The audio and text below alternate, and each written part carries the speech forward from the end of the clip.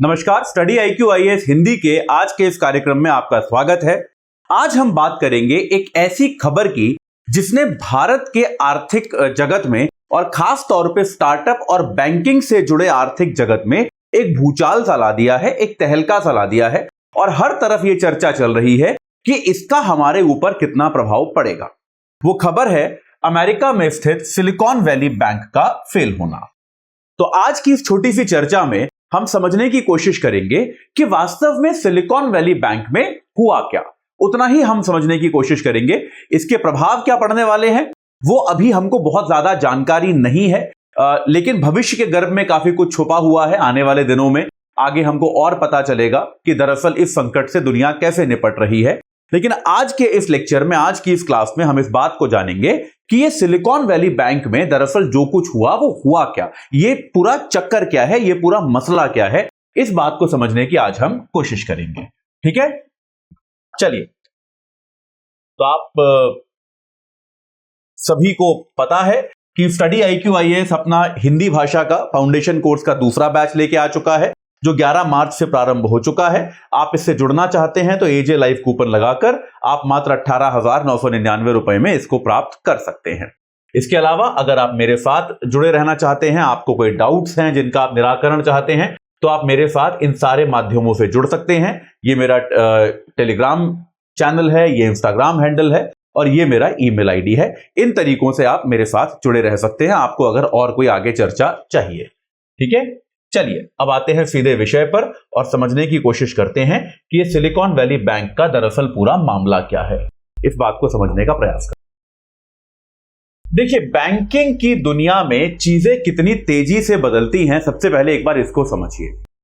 7 मार्च के दिन silicon Valley bank ने अपने ट्विटर हैंडल से यह शेयर किया था, जो मैं आपको यहां पर दिखा रहा हूं। इसके हिसाब से फोर्ब्स मैगजीन ने 2023 में अमेरिका के जो बेस्ट बैंक्स की, अमेरिका के सर्वश्रेष्ठ बैंकों की सूची निकाली थी। उसमें सिलिकॉन वैली बैंक का नाम था। 7 मार्च की बात कर रहा हूं, अभी कुछ दिनों पहले की। तो ये क्या लिखा था यहां पर सिलिकॉन वैली बैंक ने? Proud to be on Forbes annual ranking of America's best banks for the 5th consecutive year, right. यानी कि 5वें लगातार साल हम फोर्ब्स मैगजीन के हिसाब से अमेरिका के सर्वश्रेष्ठ बैंकों की सूची में है। यह हुआ 7 मार्च को।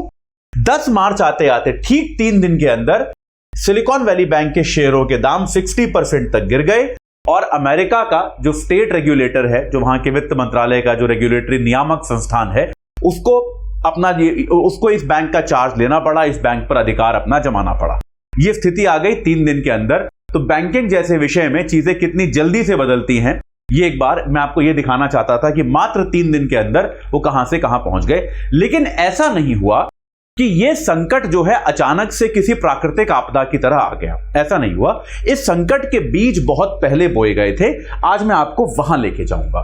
ठीक है, उसके पहले एक बार बहुत ही जल्दी से एकदम बेसिक तरीके से ये समझते हैं कि भाई सिलिकॉन वैली बैंक है क्या। 1983 में स्थापित है, तो ऐसा नहीं कि कोई नया बैंक है 2-4 साल पुराना। 1983 से बैंक बना था, करीब 40 साल हो गए इस बैंक को बने हुए। और इस बैंक के बनने के बाद दुनिया में बहुत सारे उतार चढ़ाव आए। 1983 के बाद आपको याद होगा 99-2000 उसके अर्ली 2000s में एक .com बबल बर्स्ट हुआ था, जब दुनिया भर के शेयर मार्केट गिरे थे, बैंक तबाह हुए थे। उसके बाद 2008 में जो वैश्विक आर्थिक मंदी आई थी लीमन ब्रदर्स के बाद, उन सब में ये बैंक टिका रहा, ये बैंक बचा रहा, इस बैंक के स्वास्थ्य पे असर नहीं पड़ा। तो ऐसा नहीं है कि इस बैंक की कुछ मूल चीजें ही खराब थी या गलतियां थी जिनके कारण से ये बैंक अभी कोलैप्स कर गया, क्योंकि इतने बड़े बड़े संकट इस बैंक ने अपने जीवन काल में देखे हैं। लेकिन इस बार कुछ ऐसा हुआ कि ये नहीं संभल पाया। ठीक है, तो एक बार सबसे पहले ये समझते हैं कि बैंकिंग व्यवस्था जो है वो कैसे काम करती है। एकदम बेसिक जो हमको स्कूल में पढ़ाया गया था। बैंक कैसे काम करता है? बैंक आपसे पैसा लेता है, आप अपना पैसा बैंक में जमा करते हैं, ठीक है, उस पर बैंक आपको ब्याज देता है और उसी पैसे को बैंक ऋण के तौर पे बांट देता है, ये आपको पता है। और ऋण पर बैंक जो है बैंक ब्याज लेता है। निश्चित तौर पे बैंक जो ब्याज ले रहा है ऋण पर वो ज्यादा होता है और आपको जो ब्याज दे रहा है वो कम होता है। तो ये जो अंतर है इसी को बैंक का मुनाफा, बैंक का लाभ कहा जाता है। यानी कि मान लीजिए आपने एक बैंक में 100 रुपए जमा किए, किसी बैंक में आपने जाकर 100 रुपए जमा किए, ठीक है, तो बैंक आपको 4 रुपए उस पर इंटरेस्ट दे देगा, ठीक है। लेकिन इन्हीं 100 रुपए को बैंक किसी दूसरे व्यक्ति को 10% इंटरेस्ट पे दे देगा और उसके जरिए बैंक 10 रुपए कमाएगा। इन 10 में से 4 रुपए आपको देने के बाद जो 6 रुपए बच जाते हैं ये बैंक का लाभ बन जाता है।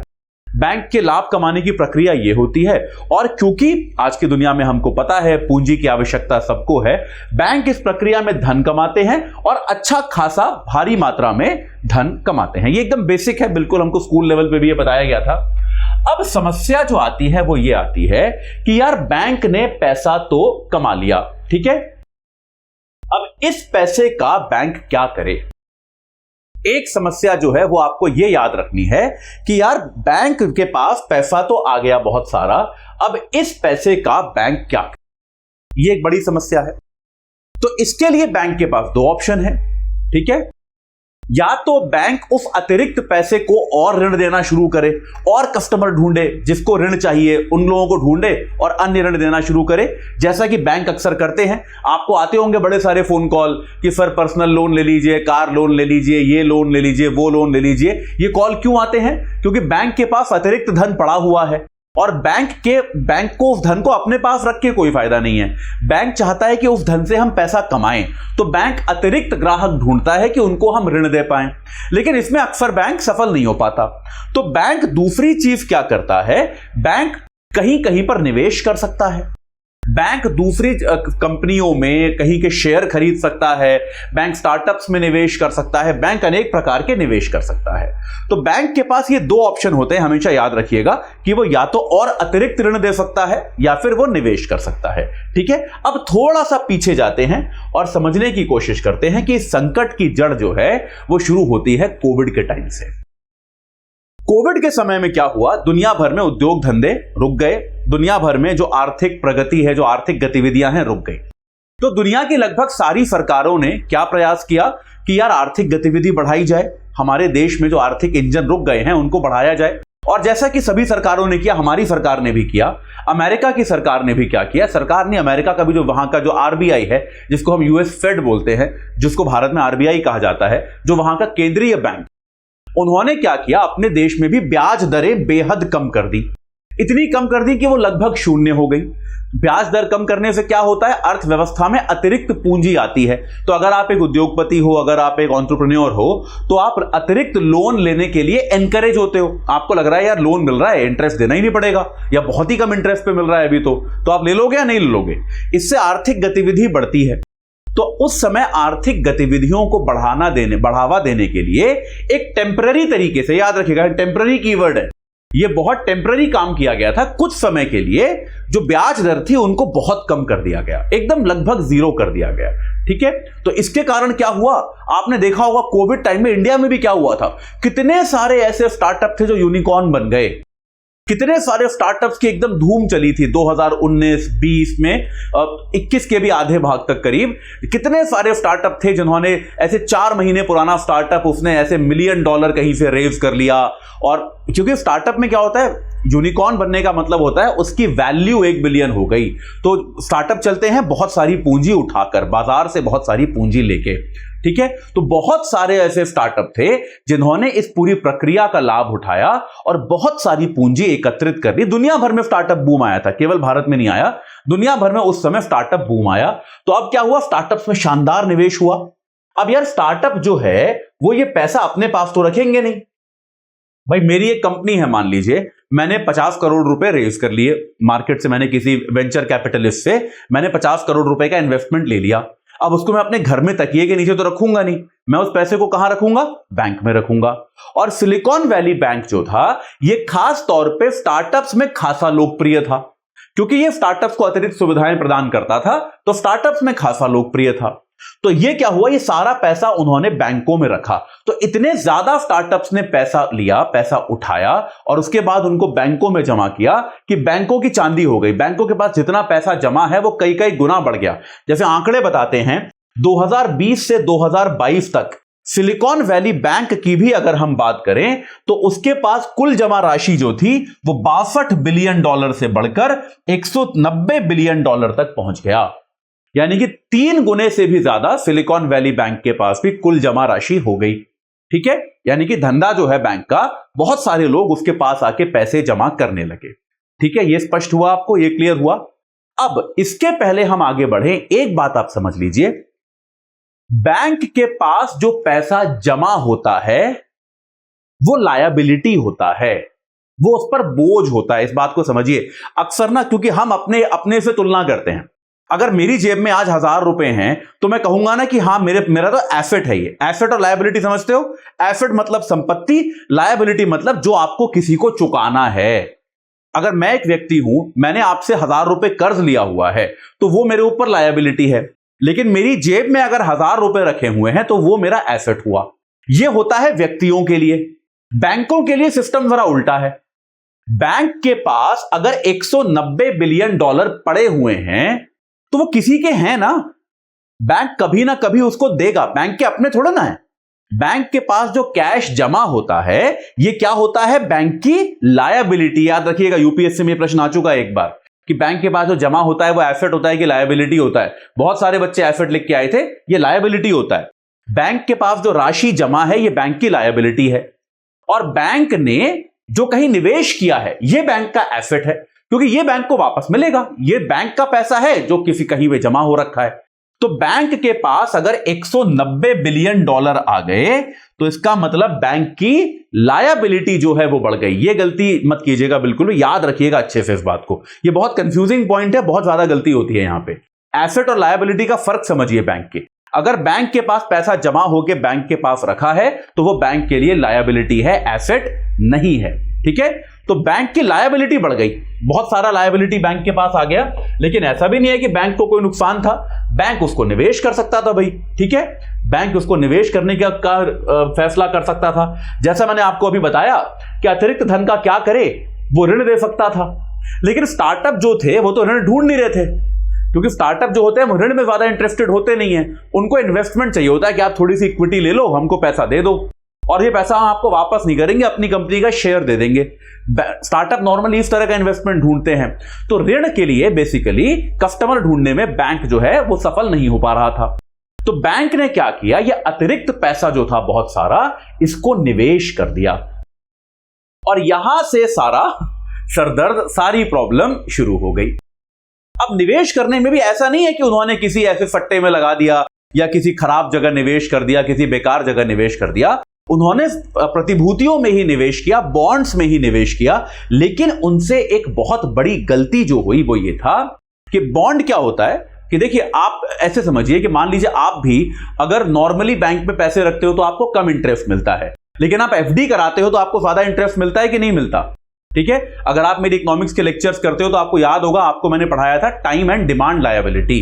तो बैंक चाहता है कि बैंक टाइम लायबिलिटी पे ज्यादा इंटरेस्ट देता है। तो अब क्या है कि बॉन्ड भी, जो लंबे समय के बॉन्ड होते हैं उस पर ज्यादा इंटरेस्ट मिलता है, जो छोटे समय के बॉन्ड होते हैं उस पर कम इंटरेस्ट मिलता है। ये बात तो सही है, कोई ज्यादा समझाने की आवश्यकता नहीं है ना। मतलब वही बात है, मैं आपको बार बार एग्जांपल देता हूं कि अगर आपका दोस्त आपसे 100 रुपए मांगता है और कहता है मैं कल वापस कर दूंगा, तो आप कहते हो ठीक है, आज 100 लिए, कल 100 वापस कर देना, कोई बात नहीं। पर आपका दोस्त अगर आपसे 100 रुपए लेता है और कहता है मैं अगले साल दूंगा, तो आप शायद थोड़ा सा तो इंटरेस्ट मांग लोगे कि नहीं मांगोगे, कि यार मतलब साल भर रखोगे तो 120 देना भाई, फिर आप मांगोगे या नहीं मांगोगे। तो यही बात यहां पे है कि अगर लॉन्ग टर्म आप निवेश करते हो तो आपको इंटरेस्ट ज्यादा मिलता है। यहां पे सिलिकॉन वैली बैंक से एक बड़ी क्रूशियल गलती हुई। उन्होंने क्या किया, जो 115 बिलियन डॉलर का कुल निवेश किया, उनमें से 80 बिलियन डॉलर उन्होंने कहां लगा दिए, दीर्घकालिक बॉन्डों में लगा दिए, जो 8 साल 10 साल के बॉन्ड थे। और क्यों किया ऐसा, क्योंकि वहां पे इंटरेस्ट ज्यादा मिल रहा था। अगर नॉर्मल बॉन्ड पे मान लीजिए 0.25% मिल रहा है इंटरेस्ट, तो वहां पर 2% इंटरेस्ट मिल रहा था। तो उनको लगा यार इंटरेस्ट ज्यादा है, थोड़ा ज्यादा लाभ हो जाएगा, ये सोच के उन्होंने दीर्घकालिक बॉन्ड में लगा दिए। अब एक बार यहां पे इकोनॉमिक्स के बेसिक पे आते हैं। गलती क्या हो गई, आपकी लायबिलिटी क्या था, जो पैसा आपको जमा किया गया था वो सारा क्या था, डिमांड लायबिलिटी था कि नहीं था। आपके पास एक स्टार्टअप ने अपना पैसा जमा किया है, वो तो कल भी आ सकता है ना मांगने कि लाओ भाई मेरे पैसे वापस दो, आ सकता है कि नहीं आ सकता। तो आपकी लायबिलिटी क्या है, शॉर्ट टर्म है। समझ में आया कि नहीं आया। अगर किसी बैंक, किसी स्टार्टअप ने आपके बैंक पे पैसा जमा किया है वो तो कल भी आ सकता है ना पैसे मांगने, आज भी आ सकता है कि लाओ भाई मेरे पैसे वापस करो मेरे को, मेरे जो 10 मिलियन पड़े हैं आपके पास सारे के सारे दो, या 5 मिलियन दो, 6 मिलियन दो, जैसा आप भी किसी बैंक के साथ कर सकते हो। तो आपकी लायबिलिटी जो है वो तो शॉर्ट टर्म है, लेकिन आपने एसेट जो बनाया वो आपने क्या बनाया, लॉन्ग टर्म बना लिया। कि आपने क्या किया, सारे के सारे पैसे लॉन्ग टर्म निवेश में डाल दिए। नॉर्मली सारे बैंक ऐसा करते हैं, लेकिन बैंक थोड़ा संतुलन रखते हैं कि थोड़े से पैसे लॉन्ग टर्म में डालते हैं, बाकी पैसे जो है शॉर्ट टर्म में लगा के रखते हैं, ताकि अगर कोई लायबिलिटी आए भी, कोई मांगने आए भी, तो उसका निपटारा वो कर पाए। यहां पे ये जो गलती है, ये सिलिकॉन वैली बैंक की सबसे बड़ी गलती है कि उन्होंने लॉन्ग टर्म में पैसे लगा दिए, जबकि उनकी लायबिलिटी सारी शॉर्ट टर्म बनी थी। हालांकि उनको ऐसी अपेक्षा थी कि यार स्टार्टअप में जो बूम आया है ये चलता रहेगा, ये कहां कम होने वाला है। तो कोई स्टार्टअप ऐसे थोड़ा ना अभी आज ही पैसे मांगने सारे स्टार्टअप आ जाएंगे, जो कि बैंक अक्सर करता है कि सब लोग थोड़ा ना एक साथ पैसे मांगने आ जाएंगे। इस विचारधारा के साथ सिलिकॉन वैली बैंक काम कर रहा था, लेकिन जब समय खराब हो तो कुछ भी हो जाता है। धीरे धीरे कोविड का प्रभाव कम हो गया ना, कोविड खत्म हो गया, 1-1.5 साल चला, खत्म हो गया। कोविड खत्म हो गया, चीजें नॉर्मल हो गई। चीजें नॉर्मल हो गई तो ब्याज दरें बढ़ा दी गई। ठीक है, अब ब्याज दर बढ़ने का 2 प्रभाव पड़ता है। ठीक है, ब्याज दर बढ़ने के पड़ते हैं 2 प्रभाव। पहला प्रभाव तो यह है कि आपके पास जो बॉन्ड थे उससे बेहतर बॉन्ड मार्केट में अब अवेलेबल हो गए या नहीं हो गए। आपके पास जो बॉन्ड था वो 2% इंटरेस्ट वाला था, अब ब्याज दरें बढ़ गई हैं तो मार्केट में हो सकता है 4% इंटरेस्ट वाला बॉन्ड भी आ गया हो। ठीक है, आ गया होगा निश्चित तौर पे। तो बॉन्ड भी ऐसा नहीं होता कि आप बॉन्ड लेके अपने पास रख लेते हो, आप बॉन्ड को भी बेचते रहते हो कि दूसरे को आपने बेच दिया, अभी तुरंत पैसा इकट्ठा कर लिया, तो आपके बॉन्ड की जो कीमत है वो भी कम होती रहती है। जैसे अगर आपने 100 रुपए का बॉन्ड लिया, मान लेते हैं आपने 100 रुपए का बॉन्ड लिया और इस पे आपको 2% इंटरेस्ट मिलने वाला था। ठीक है, अभी लेकिन आज की डेट में मार्केट में क्या हो गया है, 100 रुपए का बॉन्ड आ गया है जिसपे 4% इंटरेस्ट मिल रहा है। तो अब अगर आप अपना ये बॉन्ड किसी को बेचोगे तो वो कहेगा यार मैं क्यों लूं, इससे बेटर बॉन्ड तो मार्केट में मिल रहा है मेरे को। तो आप कह दोगे अच्छा एक काम करो तुम 98 में ही ले लो। तो इस तरह से एक इकोनॉमिक कैलकुलेशन होती है वो ये है कि हर % इंटरेस्ट रेट बढ़ने पर, मैं आपको बता रहा हूं ये इकोनॉमिक्स ने कुछ ने बताया है, उनका बेसिक फॉर्मूला है जो मतलब जिससे आप अंदाज लगा सकते हो कि आपके बॉन्ड की कीमत कितनी कम हो रही है। अगर इंटरेस्ट रेट 1% बढ़ता है और आपका बॉन्ड 1 साल का है तो उसकी कीमत 1% गिर जाती है। यानी कि आपके पास अगर 10 साल का बॉन्ड है और अगर इंटरेस्ट रेट में 1% की वृद्धि हो गई तो आपके बॉन्ड की कीमत 10% नीचे आ गई। ठीक है, तो एक तो क्या हो गया, आपका जो निवेश था उसकी वैल्यू कम होने लग गई क्योंकि अब परिस्थितियां नॉर्मल हो गई। तो ये बड़ी हैरानी की बात है कि एसवीबी जैसे बैंक ने कभी इस विषय में सोचा नहीं कि परिस्थितियां नॉर्मल होंगी तो हमारे जो बॉन्ड की दरें हैं वो कम भी तो हो जाएंगी, हमारे बॉन्ड की कीमत कम हो जाएगी। तो आपका बॉन्ड कम आकर्षक हो गया और उनकी कीमतें घटी। दीर्घकालिक बॉन्ड की कीमतों में तो और ज्यादा गिरावट आ गई। ठीक है, क्योंकि मैंने आपको बताया ना हर साल के हिसाब से 1% की गिरावट एक नॉर्म होता है मार्केट का। तो अगर आपके पास 10 साल का बॉन्ड है तो वो तो 100 रुपए का बॉन्ड 90 रुपए का ही रह गया। तो आपने जो निवेश किया था उससे आपको लाभ तो क्या मिलता, उससे आपको नुकसान मिलना शुरू हो गया। ठीक है, पहली प्रॉब्लम ये हो गई।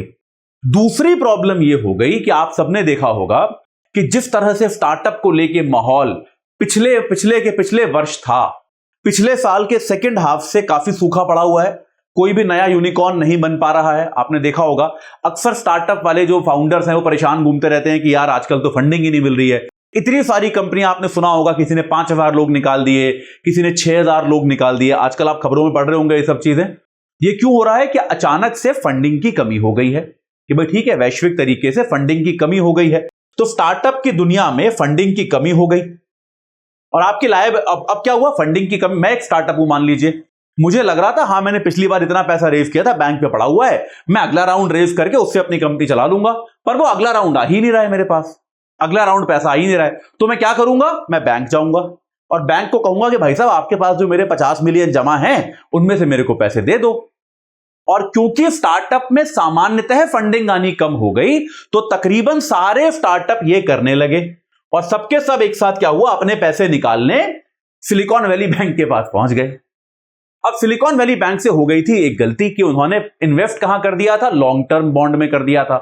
तो एक तो उनके पास पैसे थे नहीं और लॉन्ग टर्म बॉन्ड की कीमतों में आ गई थी भारी गिरावट। तो अगर वो उसको बेच भी रहे थे उन बॉन्ड्स को किसी तरह से स्टार्टअप को पैसे देने के लिए, तो जितने पैसे उनको मिलने चाहिए थे उसकी तुलना में कहीं ज्यादा कम पैसे उनको प्राप्त हो रहे थे कि 100 रुपए का बॉन्ड अब उन्हें 90, 75, 80, 50 ऐसे बेचना पड़ रहा था क्योंकि कोई खरीदने को तैयार नहीं है, बेटर बॉन्ड अवेलेबल है और स्टार्टअप वाला दरवाजे पे खड़ा है, कह रहा है भाई मेरे पैसे दो, तो आपको उसको तो पैसे देने ही पड़ेंगे। तो यहां से एक विशेष प्रकार का संकट जो है ये सिलिकॉन वैली बैंक पर आ गया। और इस पूरी प्रक्रिया में अब देखिए, सामने आपका कस्टमर आ गया, आपको उसको तो पैसे देने ही पड़ेंगे, उसको तो आप जैसे मतलब यार बैंक की स्थिति कुछ भी हो, अगर किसी ने आपके पास पैसे जमा किए हैं तो आपको उसको तो पैसे देने ही पड़ेंगे ना, उसको थोड़ा ना बोलोगे सॉरी नहीं है मेरे पास बाद में आना, ऐसा आप नहीं कह सकते। तो सिलिकॉन वैली बैंक ने अपने बॉन्ड बेचे, अब औने पौने दामों पे बेचे निश्चित तौर पे, उसमें उन्होंने भारी घाटा उठाया। अब अमेरिका में रेगुलेटरी नियम है कि अगर बैंक को घाटा होता है, उस घाटे की भरपाई के लिए बैंक को अपने शेयर बेचने पड़ेंगे। तो सिलिकॉन वैली बैंक ने अपने शेयर बेचने की प्रक्रिया प्रारंभ कर दी ताकि शेयर बेचकर वो धीरे धीरे उस घाटे को भर पाए। लेकिन सिलिकॉन वैली बैंक घाटे को भरने के लिए अपने शेयर बेच रहा है, यह खबर एक जंगल की आग की तरह हर तरफ फैल गई। अगर आप मेरी बैंकिंग की क्लासेस करते हैं तो मैं आपको बार बार क्या बताता हूं, मैं आपको बताता हूं कि बैंकिंग में सबसे इंपॉर्टेंट चीज होती है विश्वास। अगर जनता का, अगर जमाकर्ता का बैंक पर विश्वास है तो बैंक ठीक चलेगा। अगर जमाकर्ता ने बैंक पर से विश्वास खो दिया तब उस बैंक का बर्बाद होना तय है। तो जैसे यह खबर फैली कि सिलिकॉन वैली बैंक तो अपने शेयर बेच रहा है, घाटे में चल रहा है, डूबने वाला है, तो फिर क्या हो गया, आप अगर मान लीजिए आपके पैसे जमा हैं इस बैंक में और आपको खबर मिली कि वो तो अपने शेयर बेच रहा है, इतनी समस्या में आ गया है, तो आप पहला काम क्या करोगे, आप गाड़ी बाइक जो भी है निकालोगे, सबसे पहले उस बैंक से जाके अपने सारे पैसे निकाल लोगे। ये करोगे या नहीं करोगे। और एक चीज और हो गई थी, कुछ ही दिनों पहले एक सिल्वर गेट नाम का बैंकर था जो कि क्रिप्टो कंपनियों में की फंडिंग करता था, बिल्कुल ऐसी ही परिस्थिति में वो दिवालिया हो गया था। तो लोगों को लगा कि सिलिकॉन वैली के साथ भी ऐसा ही होने वाला है। सारे स्टार्टअप जिसने पैसे जमा किया था, जिसको पैसा नहीं भी चाहिए था, वो सबके सब लाइन लगा के पहुंच गए, बोले हमारे पैसे वापस करो, अभी इमीडिएटली चाहिए। सबके सब वहां पहुंचने शुरू हो गए और निश्चित तौर पे बैंकिंग की पूरी प्रक्रिया जो है इस पर ही चलती है कि सब लोग एक साथ पैसे नहीं निकालेंगे। धीरे धीरे सब अपने पैसे को निकालने पहुंच गए और जैसे ही सब लोग अपने पैसे को निकालने पहुंचे, बैंक जो है वो बर्बाद हो गया। उसके पास कोई तरीका ही नहीं बचा कि वो अपने बॉन्ड्स को बेचकर भी, इतनी जल्दी बॉन्ड कैसे बेचे, किस दाम पर बेचे कि अपने सारे जमाकर्ताओं की जो मांग है उसकी वो पूर्ति कर पाए, इसका कोई तरीका उसके पास बचा नहीं। तो इस तरह से सिलिकॉन वैली बैंक का एक संकट जो है बैंकिंग संकट के तौर पे आया। अब इसके प्रभाव क्या है, प्रभाव अभी बहुत स्पष्ट नहीं है, बिल्कुल अभी अभी हुआ है, लेकिन यह माना जा रहा है कि भाई बहुत सारे स्टार्टअप्स हैं जिनके मिलियंस इनके पास जमा हैं और अमेरिकन नियमों के हिसाब से केवल $25,000 तक जो होता है वो इंश्योर्ड होता है, उसकी गारंटी होती है। तो बाकी पैसे कैसे मिलेंगे यह अभी क्लैरिटी है नहीं। हालांकि अमेरिका की सरकार का जो नियामक संस्थान है उसने अभी ये कह दिया है, आज सुबह की खबर है कि उसने ये कह दिया है कि आप जो हैं हम 13 मार्च से ही हम सबको पूरा पैसा उपलब्ध कराना शुरू कर देंगे। तो उसके लिए निश्चित तौर पे बैंक की संपत्ति जो है वो सरकार बेचेगी और जो जमा करता है उनको उनका पैसा वापस करेगी। ये एक चीज है। दूसरी चीज ये है कि भाई बाकी बैंकों पे, या फिर जैसे लीमन ब्रदर्स के साथ हुआ था, कि बाकी बैंकों पर इसका क्या प्रभाव पड़ेगा। तो अभी तक देखिए, एक तो स्पष्ट नहीं है, बैंकों की बुक्स बहुत ज्यादा क्लियर नहीं होती, लेकिन तब भी अभी तक ऐसा कोई संकेत नहीं है कि इसके बाद बाकी बैंक भी कुछ ज्यादा संकट में आ रहे हैं। इसका अभी तक कोई संकेत मिला नहीं। हो सकता है आने वाले दिनों में ऐसे कुछ संकेत मिले, लेकिन ऐसी अटकलबाजी नहीं करनी चाहिए।